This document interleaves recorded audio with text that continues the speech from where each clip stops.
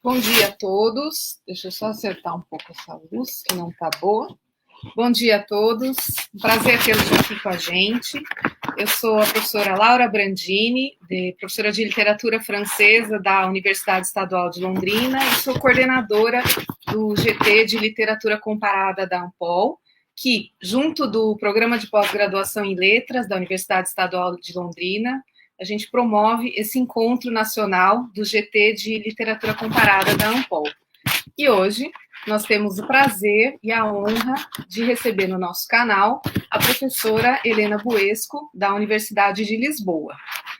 A Helena, acho que como muitos aqui sabem, é uma das mais importantes comparatistas, né, da atualidade, e essa importância, a relevância do seu trabalho é atestado pela enorme relevância das suas obras, né, da sua extensa obra, e também pelas premiações que ela tem recebido muito justamente, né, muito para recompensar, com uma maneira de recompensar o seu trabalho.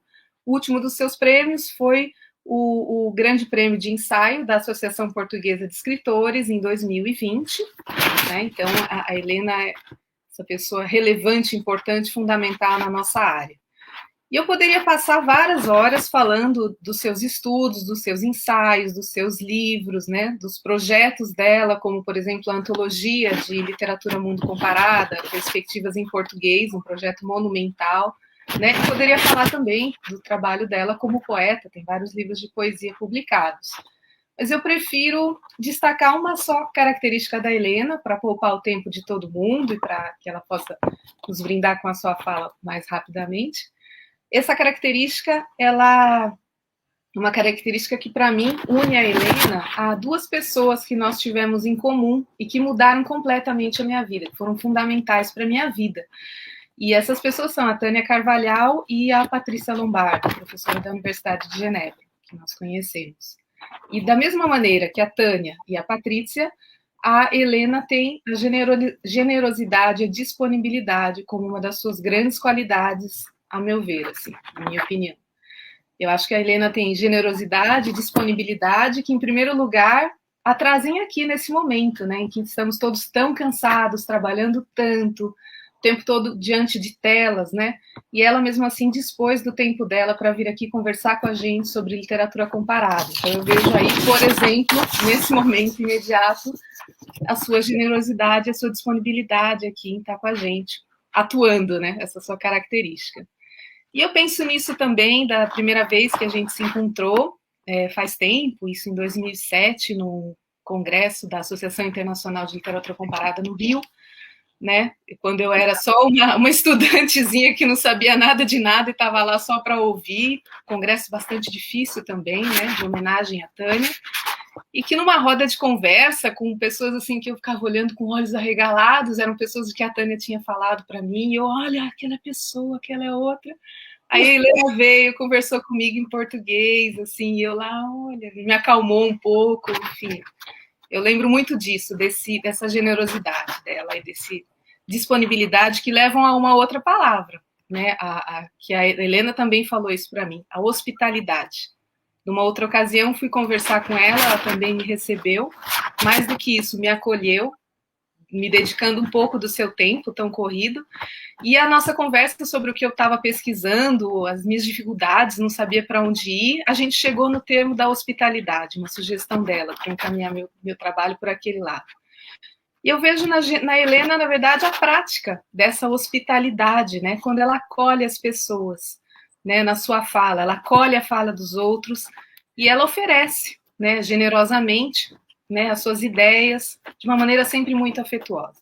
Então, acho que é disso que a gente pode falar hoje, né?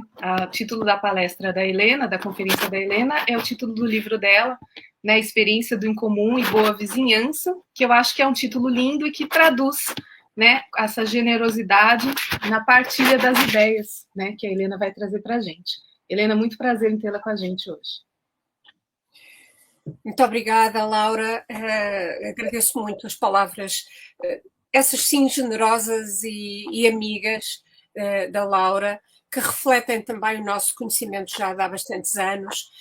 E e que me confirmam na certeza de que os colegas brasileiros são também e sempre amigos muito próximos. Eu sinto muito essa ligação direta aos colegas brasileiros, aos interesses que partilhamos portanto, essa capacidade de diálogo é sempre uma coisa muito importante para mim.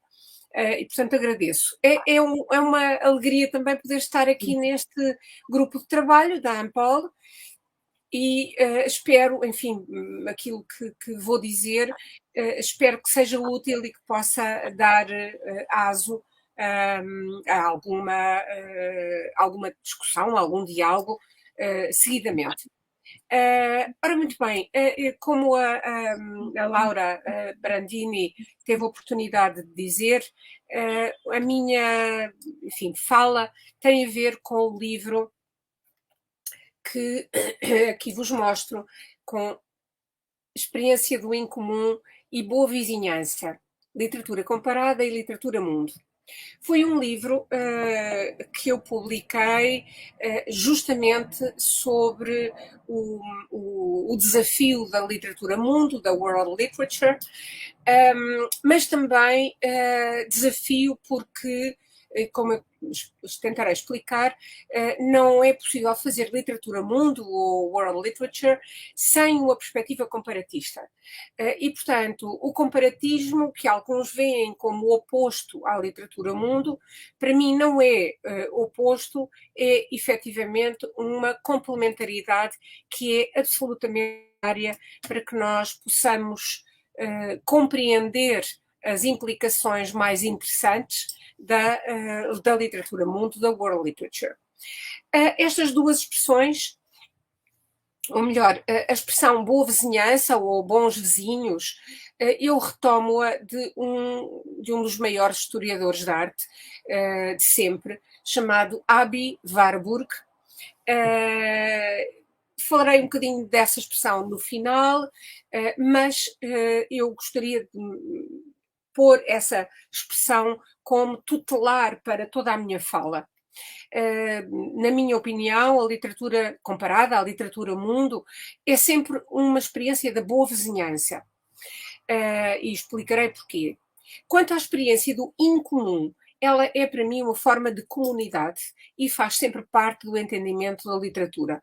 Pode parecer um paradoxo, eu tentarei explicar como é que a experiência do incomum é uma experiência comum, mas para mim é também muito importante compreender que quer a literatura mundo, quer a literatura comparada, não podem esquecer, nem podem pôr de lado essa experiência do incomum, sob pena de homogeneizarmos aquilo que não pode e não deve ser, portanto, homogeneizado.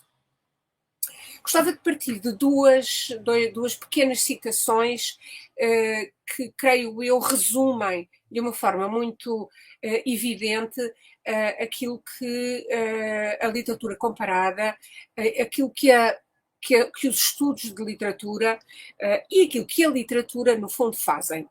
Uma delas é uma citação proveniente de uma entrevista do grande escritor Seamus Heaney, e ele diz o seguinte, passo a citar: o objetivo da arte, da poesia, é de alguma forma reparar o que está danificado. Reparar o que está danificado.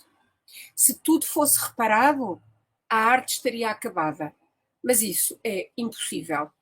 Portanto, nesta citação, o que nós temos é a tensão entre a consciência de que o mundo está danificado, há coisas danificadas no mundo, que a arte é uma resposta àquilo que está danificado. Esse, como diz Heaney, é o objetivo da arte e da poesia, mas, por outro lado, a arte não pode reparar tudo, porque senão acabaria, não haveria mais nada a reparar. Portanto, é esta tensão que eu acho que é importante ter aqui em consideração.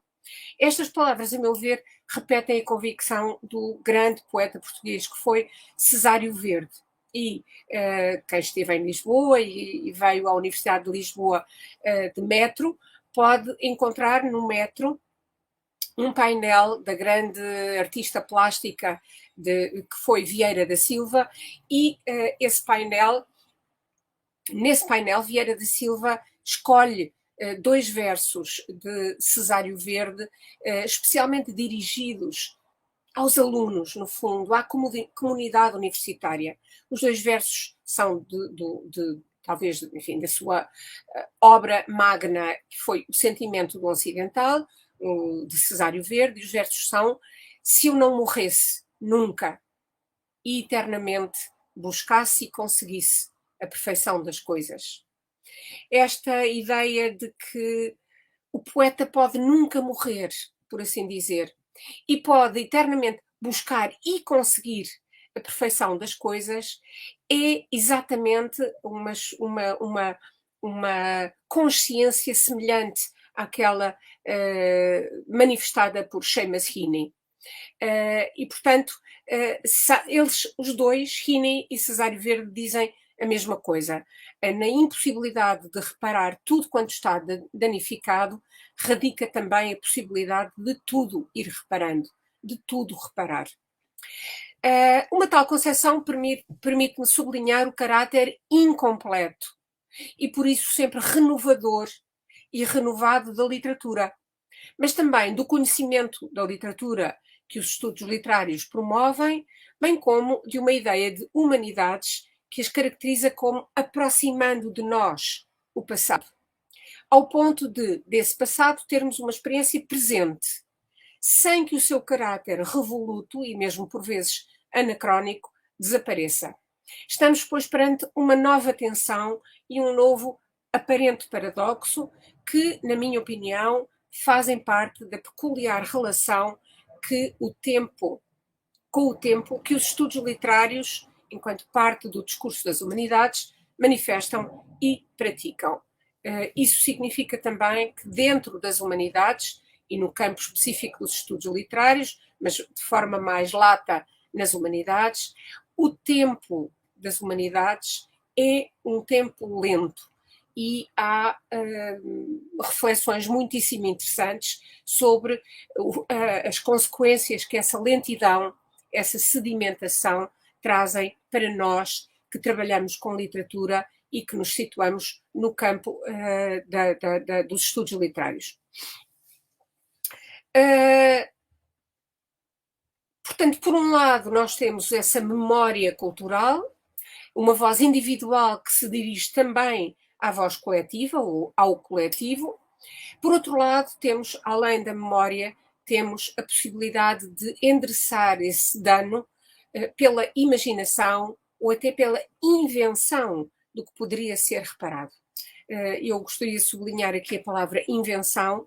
Modernamente fala-se menos do que eu julgo seria desejável da ideia de invenção, que é uma ideia também do humano e do seu horizonte do mundo potencialmente ilimitado. Sem a memória pessoal e cultural, qualquer noção de coletividade seria impossível, porque é ela a base da repetição, da sedimentação e da escolha imaginária, estas três traves mestras, repetição, sedimentação e escolha imaginária, que sustentam as múltiplas ideias de comunidade. E, portanto, começarei, em primeiro lugar, por acompanhar brevemente estes 3 conceitos, repetição, sedimentação e escolha imaginária, porque é com base neles que nós podemos desenhar uma concepção da literatura como uma inscrição de uma memória cultural que é simultaneamente uma imaginação cultural, como criam Cesário Verde e Seamus Heaney. Começo, portanto, pela repetição. É a memória cultural que inscreve nos nossos corpos individuais e na noção de coletivo em que nos reconhecemos, a convicção de que ela é feita também daquilo que podemos identificar como o padrão de uma repetição intermitente que permite, por seu turno, conceber as diferenças. Estas diferenças conduzem à ação da estratificação dos tempos, que são a base da incidência histórica. e da consciência histórica. A prática desta possibilidade depende, todavia, de uma implicação pessoal que no ensino, e eu gostaria de sublinhar tanto a questão do ensino como a questão da aprendizagem, que são atividades que, infelizmente, como nós sabemos, se encontram hoje socialmente desqualificadas, mas são atividades nobres no verdadeiro sentido da palavra. É com base nesse ensino e nessa aprendizagem que nós podemos encontrar a ideia de repetição. A cultura, entendida pelos semióticos da escola de Tartu, Lotman e Uspensky, a cultura era definida como, e cito deles, memória não hereditária de uma comunidade. Ora, esta ideia de uma memória de uma comunidade que é não hereditária, ou seja, que é transmissível pelo ensino, pela aprendizagem e pela mimetização. Recordo que Walter Benjamin dava muita importância a esta ideia de mimese para aprender, da repetição. As crianças aprendem por mimese, não é? E, no fundo, essa mimese nunca está fechada na nossa vida. Nós continuamos a mimetizar, a repetir, e é muitas vezes dessa repetição que nasce o salto da invenção também. O segundo conceito, eu disse, era o conceito de sedimentação. É o nosso convívio com o passado, que herdamos e construímos como tradição. Esse convívio apenas se torna possível quando acedemos a uma representação desse passado como algo que não apenas transcorreu, mas de alguma forma não é nunca ultrapassado, nem pode alguma vez vir a ser. É aquilo que Heaney referia como sendo aquilo que não pode ser completamente reparado. Aqui cabe uma segunda imagem proveniente de Walter Benjamin, a famosa imagem do anjo da história. Ao sermos empurrados com violência para o futuro pelo vento que sopra do passado, essa imagem de Walter Benjamin nas teses sobre a filosofia da história, este vento nós percebemos como dinamismo e movimento da história. E assim sedimentamos as pilhas, para utilizar também a imagem de Walter Benjamin, que sobram do passado, como sendo precisamente aquilo a que o nosso olhar se dirige enquanto compreensão. Nós somos empurrados para o futuro, mas estamos a olhar para as pilhas de ruínas que se empilham à nossa frente e que são as pilhas desse passado sedimentado.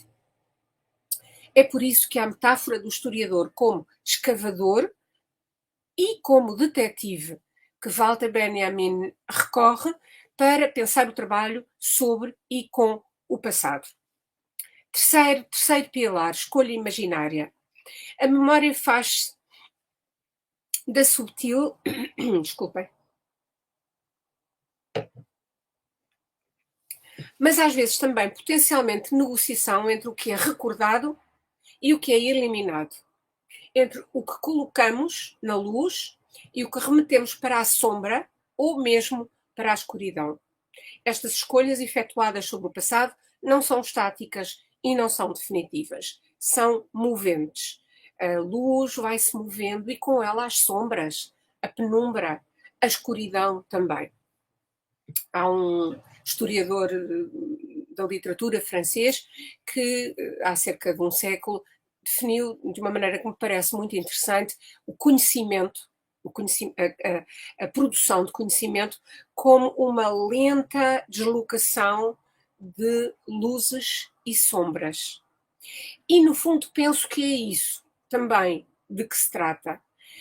Nós vamos colocando o foco da luz deste ou daquele ponto de vista, deste ou daquela perspectiva, e conforme nós vamos alterando o foco da luz, assim há aspectos que vêm à tona, se tornam mais evidentes, ou pelo contrário, passam um pouco para um segundo plano, ou mesmo terceiro plano. É neste âmbito, portanto, de uma concepção da literatura como património, como tradição e como arquivo. Portanto, a literatura entendida como arte é estas três coisas também, um património, uma tradição e um arquivo, que nós percebemos que a experiência literária nos confronta com a experiência do mundo que nos é comum, da casa que nos é comum e que temos a ideia de comunidade.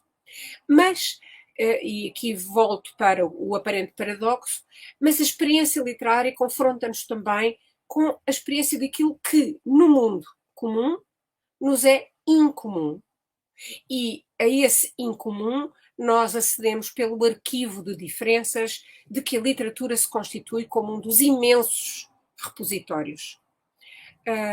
Esta consciência da literatura como arquivo de diferenças e, portanto, como património comum daquilo que nos é incomum, é, a meu ver, essencial para um bom entendimento, uma boa compreensão da literatura comparada e da world literature, também da literatura mundo. Portanto, só numa experiência, só a experiência da comunidade do incomum nos permite entender o reconhecimento das diferenças que estratificam a nossa experiência e as nossas experiências de comunidade. Portanto, simultaneamente, nós temos experiências da comunidade, do comum, e da não comunidade, do incomum. E é preciso nós conseguirmos preservar também aquilo que é incomum para poder comparar e para poder ter ideia das diferenças que também nos fazem. Claro que aquilo que nos faz é comum, mas também aquilo que nos faz é incomum. E por isso não se trata nunca de isolar as comunidades que geograficamente ou historicamente se dispersam ou mesmo mutuamente se ignoram, mas pelo contrário, de reconhecer a centelha de sentido que provém de as fazer cruzar sem as anular. É por esta razão que defendo que a literatura mundo, a world literature, nunca pode prescindir do comparatismo. Sem o comparatismo, a literatura mundo fica-se por uma disciplina que promove o isolamento e o faz ascender a princípio. Cria guetos. Pelo contrário, com o comparatismo, a literatura mundo desafia o pensamento hermenêutico e de construção dos sentidos, colocando lado a lado aquilo que em si mesmo se tomava como separado. Sublinho, enfim, como a relação, que é este o princípio da metáfora, não é? A metáfora, quer em presença, quer em ausência, in presença e in absência, é um truque de salto que cria uma relação entre dois conceitos que entre si são diferentes, que nada aproxima, a não ser justamente o trabalho metafórico. No ensaio recente, Michael Alquist,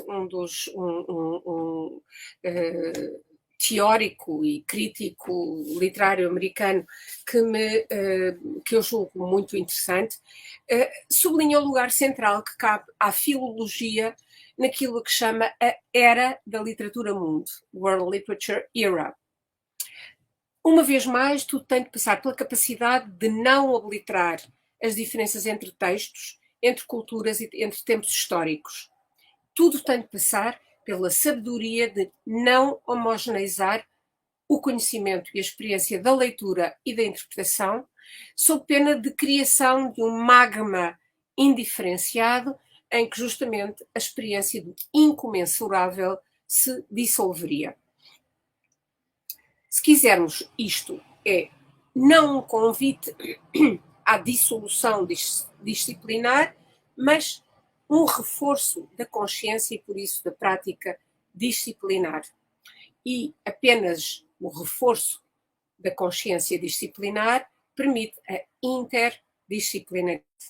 Portanto, este é um aspecto também que eu gostaria de sublinhar, porque vemos por vezes utilizar o conceito de interdisciplinaridade como uma espécie de caminho sem parança até à dissolução disciplinar. Eu recordo que se nós tivermos esse objetivo de dissolução disciplinar, também caminhamos inevitavelmente para o fim da interdisciplinaridade. E ficamos apenas com esse tal magma que acaba por não ter relação com disciplina nenhuma.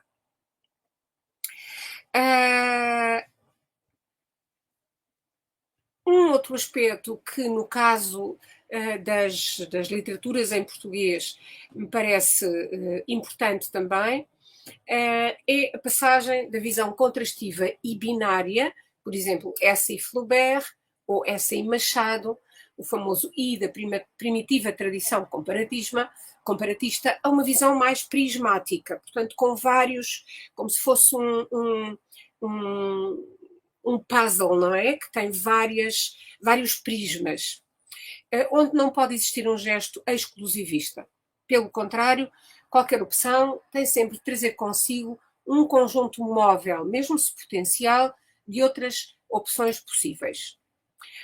Além disso, o que um olhar prospectivo me parece poder reconhecer é que o próximo futuro está já a encarregar-se de sedimentar a dimensão e o grau de partilha entre diferentes culturas e literaturas que, como as literaturas e culturas em português, eu prefiro esta designação em português à designação de em língua portuguesa, daqui a bocadinho explicarei brevemente porquê, mas justamente a interseção e o grau de partilha entre diferentes culturas e literaturas que, como as em português, explicitamente pertencem a diferentes sistemas culturais, simbólicos e histórico-geográficos. Aliás, é esta a razão pela qual eu prefiro a designação em português, porque não é pelo facto de considerarmos que temos uma língua comum que a percepção daquilo que nos é incomum deve apagar-se ou deve tornar-se menos evidente.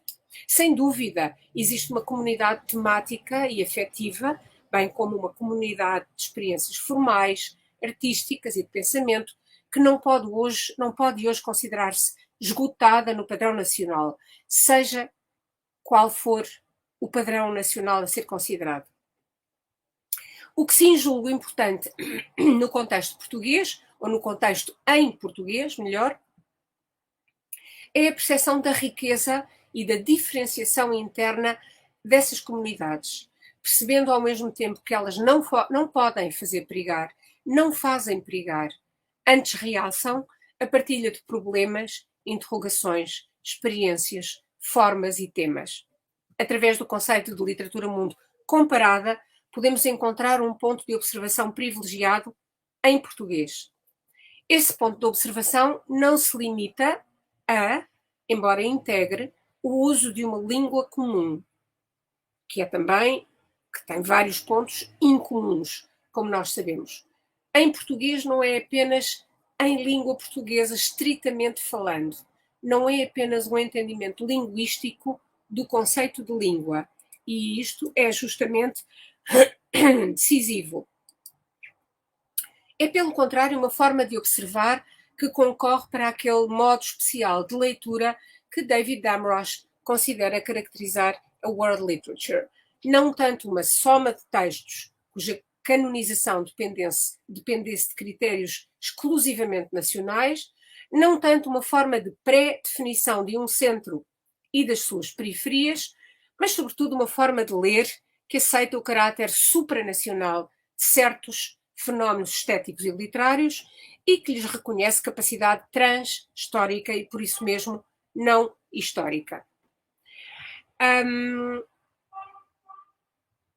Assim, a meu ver, a relação entre literatura-mundo e literatura-mundo comparada e literaturas em português ganha em ser vista como sendo de complementaridade, não de oposição ou substituição.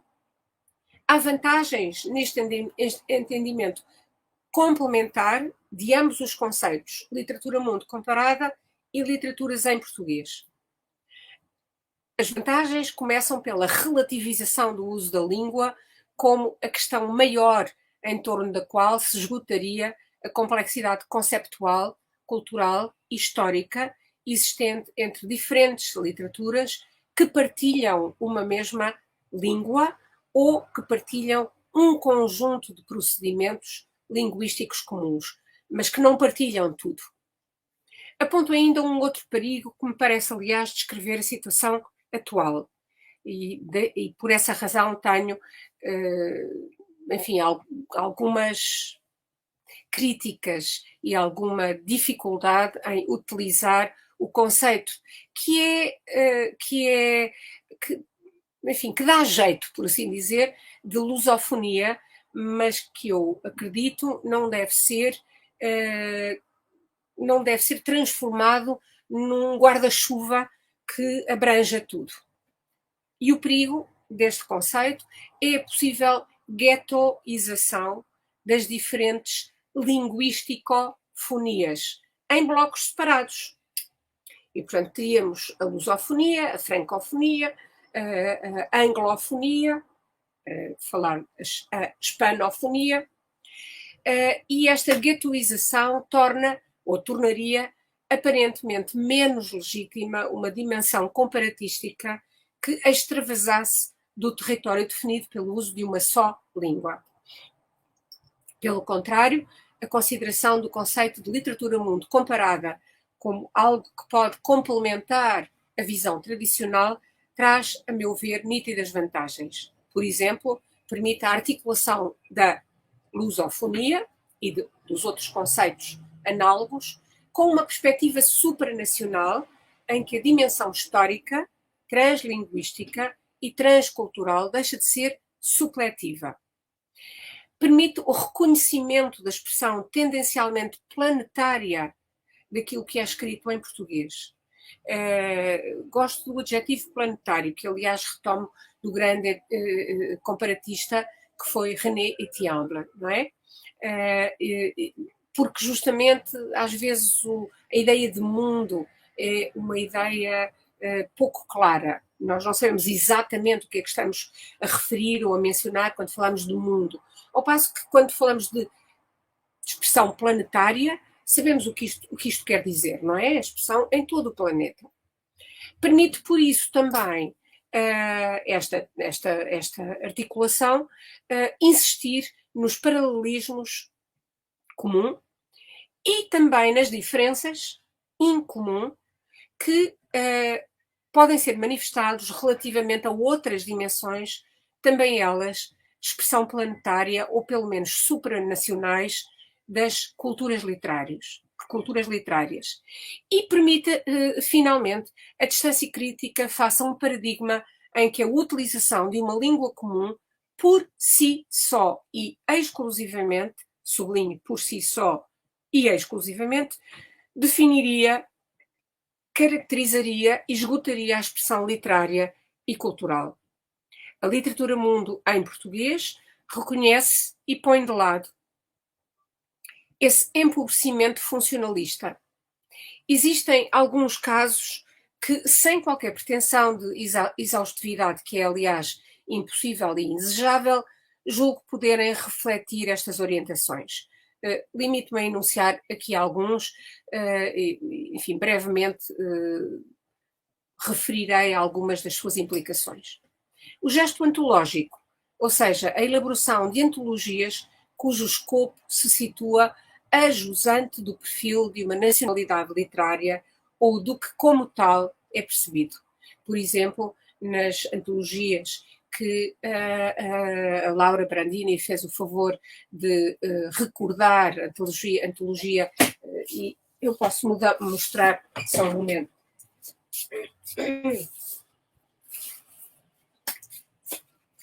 Estes são os dois primeiros volumes e, como veem, estes dois primeiros volumes chamam-se Mundos em Português, cobrindo todas as literaturas, verdadeiramente todas, que escreveram originalmente ou utilizaram originalmente a língua portuguesa para se expressar.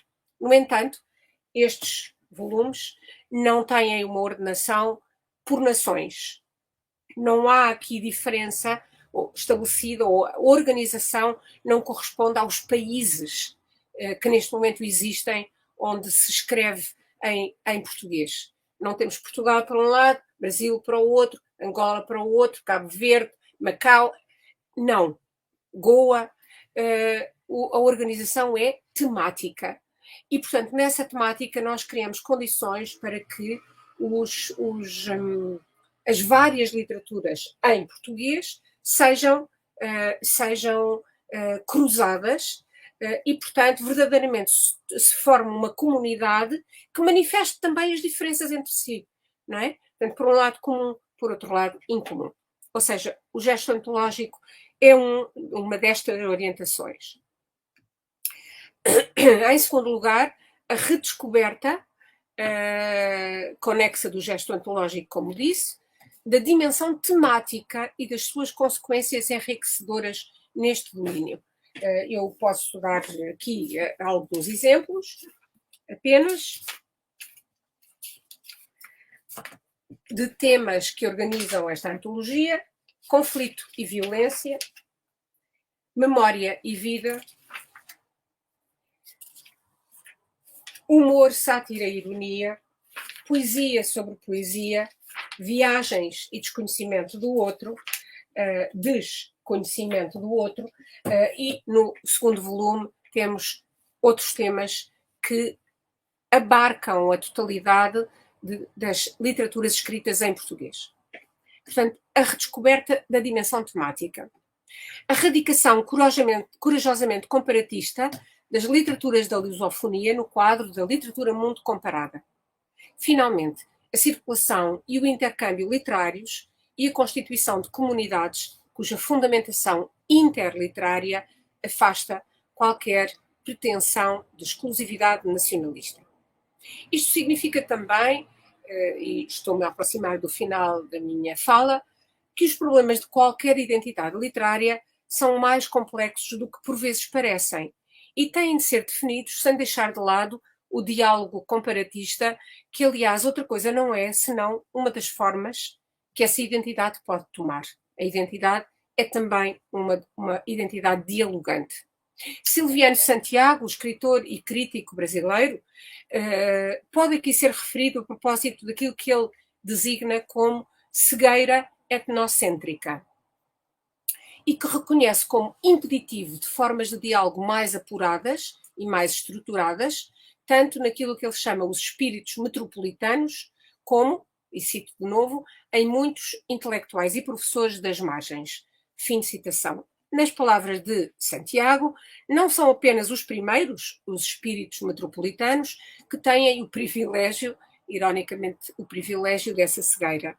E se pelo contexto se compreende que os primeiros objetos das suas reflexões se situam dentro do espaço geográfico, simbólico e político do continente americano, o certo é que me parece justo extrapolar do seu pensamento analogias que ajudem a repensar o que pode ser observar em português no contexto da literatura mundo comparada. Em suma, a expressão bons vizinhos, que comecei por evocar, que o grande historiador de arte Aby Warburg utiliza para descrever a contiguidade e, por isso, a vizinhança entre os diferentes livros da sua biblioteca, uso eu como metáfora para o entendimento que defendo da literatura mundo comparada. Ao alterar a vizinhança, a posição dos livros na sua biblioteca, Warburg descobria improváveis e inesperadas relações entre eles, bem como possibilidades de sentido imprevistas até ali. O mesmo faço eu ao entender a literatura mundo comparada. Trazer para uma boa vizinhança textos historicamente não contínuos, como no caso desta antologia, mas não apenas. Portanto, trazer para uma boa vizinhança textos historicamente não contínuos, cujo cruzamento improvável surge por isso como um desafio, passa a ser um estímulo hermenêutico para encarar de forma produtiva a comunidade incomum daquilo que lemos como literatura, do que podemos ler como tal. Experiência do incomum e boa vizinhança, portanto. Muito obrigada pela vossa paciência. Helena, muito obrigada. Eu acho que se a gente tivesse no presencial, estaria ouvindo uma chuva de aplausos, porque foi uma conferência incrível, maravilhosa. E eu já disse para os meus alunos aqui, vocês estão sabendo o que vocês estão ouvindo. Vocês estão zerando a vida na linguagem ali deles. Maravilhosa conferência, na verdade, um grande elogio das diferenças e da sua coabitação, da sua coexistência, né? Tão que a literatura nos oferece e que hoje a gente precisa mais do que nunca, né? Muito obrigada, eu adorei, tomei um monte de notas. E agora a gente abriu aqui para perguntas, não sei se a gente já tem alguma pergunta aqui no chat, mas se não tiver, eu já tenho. Já tem uma aqui na manga. Vamos ver se o pessoal. Ó, tem aqui os comentários aparecendo, Helena. Não sei se consegue ver. Obrigada, Rafael. Eu devo dizer que a minha experiência também com os meus colegas e alunos brasileiros é sempre uma experiência muito afetuosa e muito acolhedora. Portanto, se o Rafael sente isso, é porque eu também sinto isso da vossa parte, eu devo dizer. E acho que a Laura é um bom exemplo disso. Muito obrigada. Muito obrigada. Helena, minha pergunta é o seguinte, dentro da tua fala, existe uma questão que eu acho que nos afeta muito, que é essa questão do tempo, né? Você fala aqui da lentidão, né, como um tempo literário, um tempo da memória, colocou as categorias interessantes, né, os ganhos, né, o trabalho com a memória, as zonas de luz e de sombra, né? E aí eu me lembrei do Antoine Compagnon na aula inaugural do Colégio de France lá atrás, em 2005. Exatamente. Quando ele fala da literatura para quê, que foi assim que foi traduzido em português no Brasil, que a tradução é diferente um pouquinho do português de Portugal, mas o Antoine Compagnon coloca lá como uma das razões pelas quais a literatura tem perdido espaço é justamente por ela exigir um tempo mais longo e que não seja fragmentado como o tempo das redes sociais, da internet, da televisão mesmo, né? E aí eu me pergunto o seguinte... agora nessa experiência, esse texto do Companhão é de 2005, agora nós estamos em 2021 e o mundo inteirinho passando por essa pandemia que, para mim, pessoalmente, eu acho que para várias outras pessoas, fez a gente repensar o tempo. Né? Eu acho que a experiência de viver essa pandemia, eu acho que ela reconfigurou a nossa compreensão do tempo. E aí a minha pergunta é, será que a lentidão da literatura ou o tempo contínuo que ela exige, que não é tão fragmentado, quebradinho, será que ela continua sendo um fator para perder espaço ou será que ela passa a ser um ganho? Essa é a minha pergunta. Muito obrigada, Laura. Eu creio que posso relacionar a sua pergunta, que faz todo o sentido, com uma pergunta também que, entretanto, surgiu no chat, da Ana Lígia Leite Aguiar, que também dirige ou se dirige à questão do tempo das humanidades como lentidão, não é? Como um tempo lento. E como conciliar, e ela pergunta como conciliar o tempo da literatura com a urgência da vida. Estou em absoluto acordo. Este é um desafio, efetivamente. Eu também não tenho uma resposta simples. Antes tivesse, não é? Mas não tenho.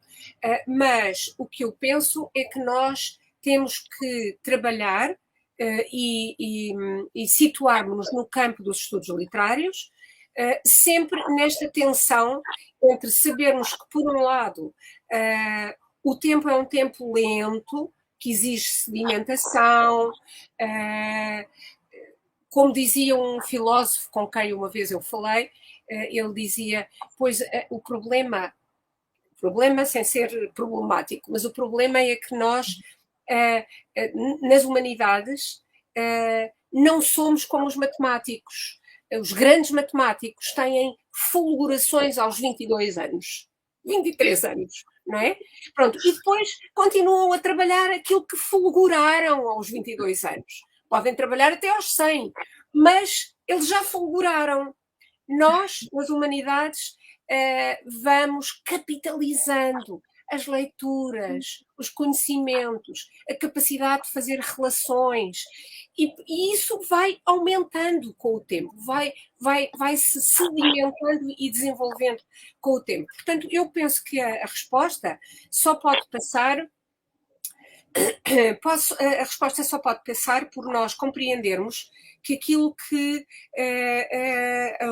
o tempo lento faz é pegar na urgência da vida, para utilizar a expressão muito curiosa e muito interessante da Ana Lígia, pegar na urgência da vida, daquilo que nós sentimos como urgente, e transpô-lo para o tempo lento da literatura. E é por isso que eu no outro dia dizia na outra conferência, na Abraplip, que nós, na verdade, nunca estamos definitivamente fechados no passado, ou o passado nunca é passado. É sempre alguma coisa que nós arrastamos até ao presente. Quando eu reconheço a urgência da vida hoje, num problema que os gregos clássicos, por exemplo, ou que Gilgamesh também colocou, eu estou a jogar em dois tabuleiros. Por um lado, o problema urgente da vida, aquilo que hoje eu identifico, mas ao mesmo tempo num tabuleiro de tempo longo, de coisa que se estende, não é? E, portanto, é um pouco uma situação paradoxal, mas nós não podemos nem ser apenas do tempo longo, nem ser apenas da urgência da vida. Temos que caminhar com ambas as questões. Para responder também à tua pergunta, Laura, é uma dificuldade e é efetivamente uma das razões, a meu ver, pelas quais os estudos literários e as humanidades são um pouco postas de lado, ou tendem a ser postas de lado.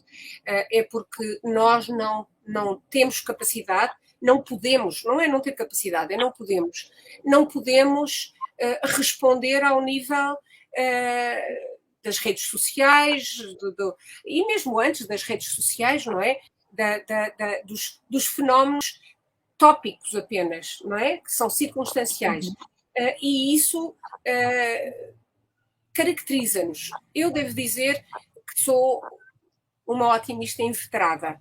E, portanto, eu penso sempre que um pêndulo vai e depois vem. Vai e vem.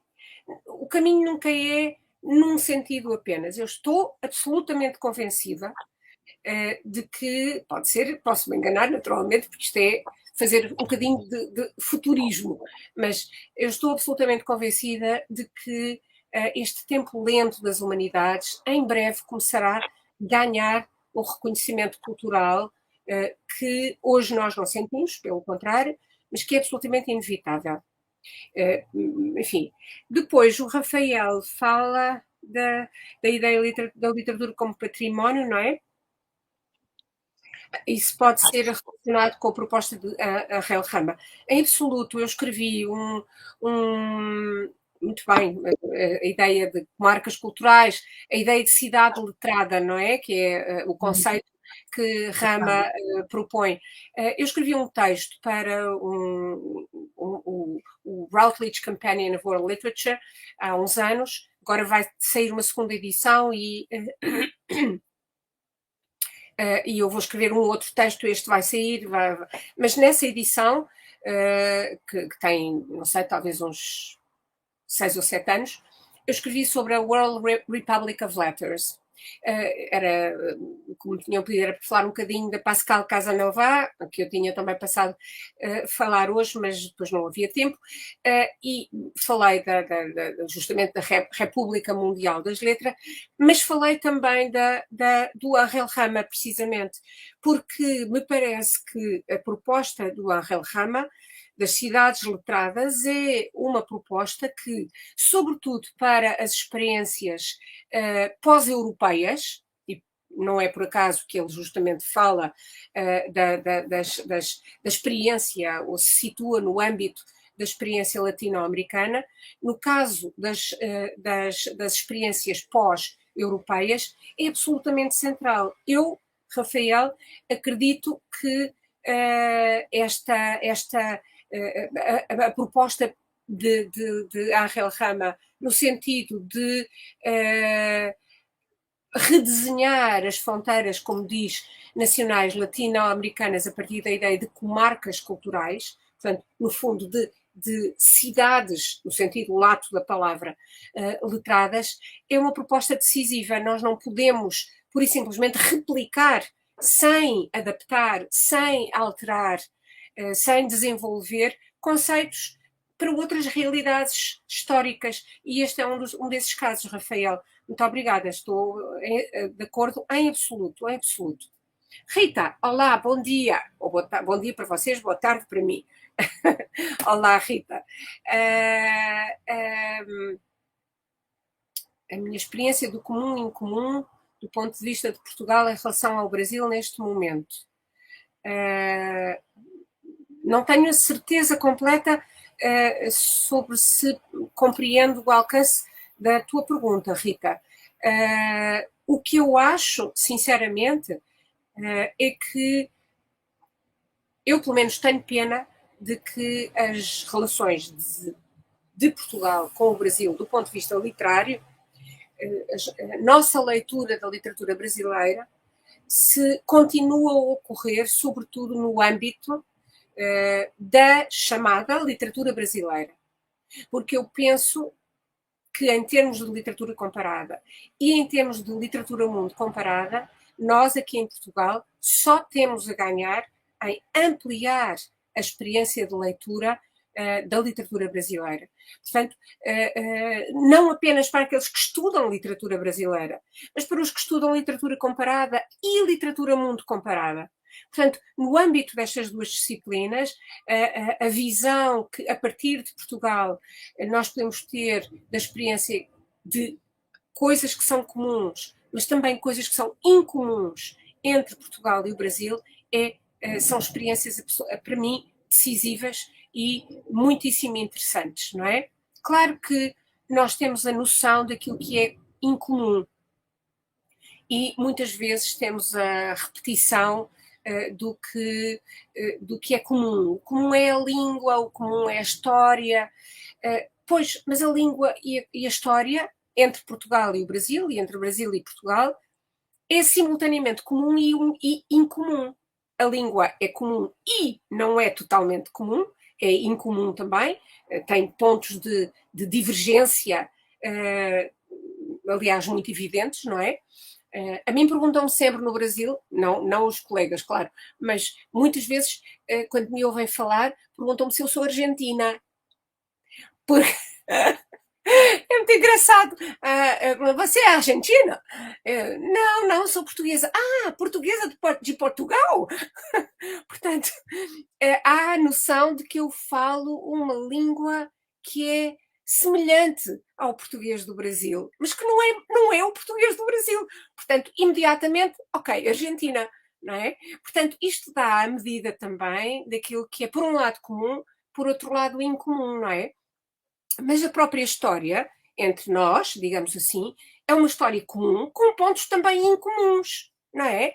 A experiência europeia de Portugal não é a experiência do Brasil, a experiência latino-americana do Brasil não é a experiência de Portugal.